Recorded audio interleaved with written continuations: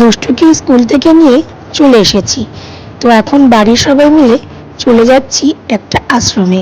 তো আশ্রমে কেন যাচ্ছি তোমাদের সঙ্গে অবশ্যই শেয়ার করব। তো গাড়ি করে গেল হচ্ছে দুই যা, আমার শাশুড়ি মা, আমার এক বড় ননদ আর বড় জায়ের মা। তো এখন যাচ্ছি আমি, দুষ্টুর বাবা আর দুষ্টু বাইকে করে। যেহেতু দুষ্টুর বাবার একটু কাজ ছিল তাই আমি ওদের সঙ্গে বেরোতে পারিনি। তো দেখো আমরা চলে এসেছি রামকৃষ্ণ মিশন একটা আশ্রমে, মানে এটা আমাদের এদিকেই, তো অনেকটা ভেতরের দিকেই, একদম গ্রাম্য পরিবেশের মধ্যে এই আশ্রমটি। তো এখানে কেন এসেছি অবশ্যই তোমাদের সঙ্গে সেটা শেয়ার করবো বন্ধুরা। খুবই দুঃখজনক একটা ব্যাপার আমাদের সঙ্গে দুদিন আগে ঘটে গেছে।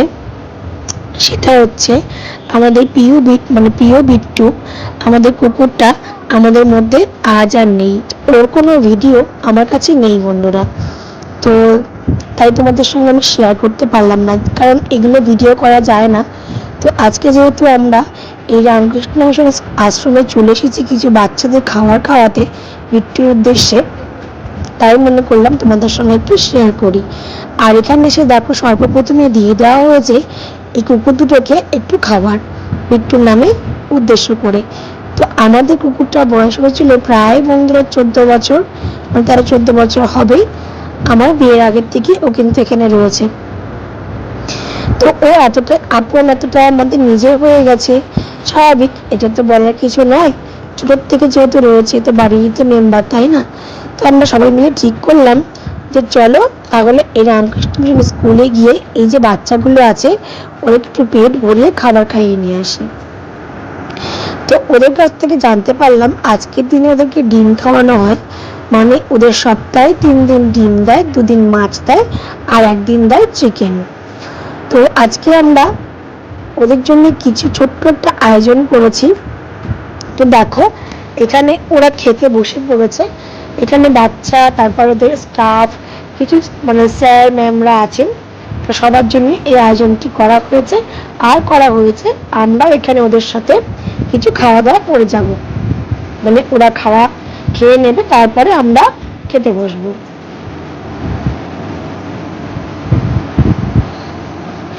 দেখতে পেলে বন্ধুরা এই ছোট্ট বাচ্চাটি কিন্তু নার্সারি ক্লাসে পড়ে।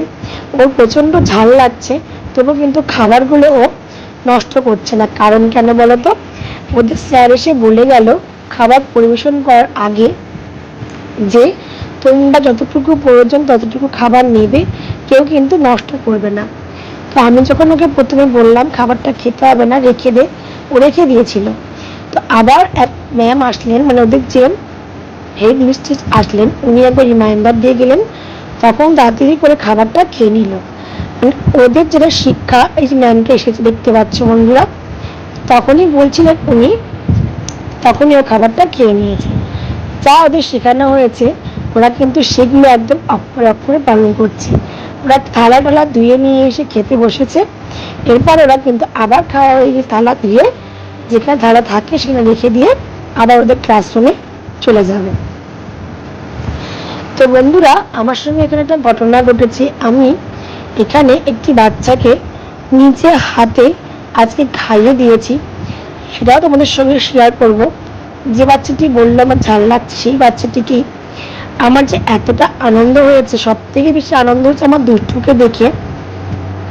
অন্যান্য বাচ্চারা কিন্তু মানে মা যদি অন্য কোনো বাচ্চার প্রতি ভালোবাসা দেখায় বা কিছু খাবার খাওয়ায় বা যাই কিছু করুক না কেন, ওদের মনে কিন্তু একটু হিংসানো দেখা দেয়। কিন্তু আমার দুষ্টু গাছকে দেখলাম সেসব কিচ্ছু ওর মধ্যে দেখতে পেলাম না। তো দেখো বন্ধুরা আজকে আমার ছোট্ট আয়োজনের মধ্যে খাবার ছিল egg table, salad, fried rice, chicken কষা, চাটনি, পাঁপড় আর মিষ্টি, রসগোল্লা। এই দেখো বন্ধুরা এই যে ছোট্ট বাচ্চাটি, ওকে জিজ্ঞাসা করলো আমার বরমশাই তোকে কি খাইয়ে দেবে, কারণ ও ভাতটা নিয়ে কিন্তু বসেই ছিল। তখন ও বলছে হ্যাঁ। তো পরে জানতে পারলাম যে স্যারের কাছ থেকে যে ওদের যে খাওয়া দাওয়া করিয়ে দেয় সেই মাসিটা আজকে আসেনি। ওকে কিন্তু দেখতে মনে হচ্ছে অনেকটাই বড়, কিন্তু বড় নয়, ও নার্সারি ক্লাসে পড়ে। ওই জন্য বুঝতে পারলাম যে ও খেতে পারছে না কেন, যেহেতু ওদের খাইয়ে দিতে হয় ওরা তাই জন্য নিজের হাতে খেতে পারছে না। তো চলো বন্ধুরা তোমরা দেখতে থাকো, সত্যি এত সুন্দর। ওদের কাছে আমরা এসে এত সুন্দর আমরা আয়োজন করে ওদেরকে পেট ভরে খাওয়াতে পেরে বড়ই আনন্দিত। তো লাস্টে আমরাও নিয়ে বসে পড়লাম ফ্রাইড রাইস আর চিকেন কষা। তো চলো বন্ধুরা, আজকে শেষ করছি ভিডিওটা আমি এখানে। দেখা হবে আবার নতুন কোনো ভিডিওর সাথে।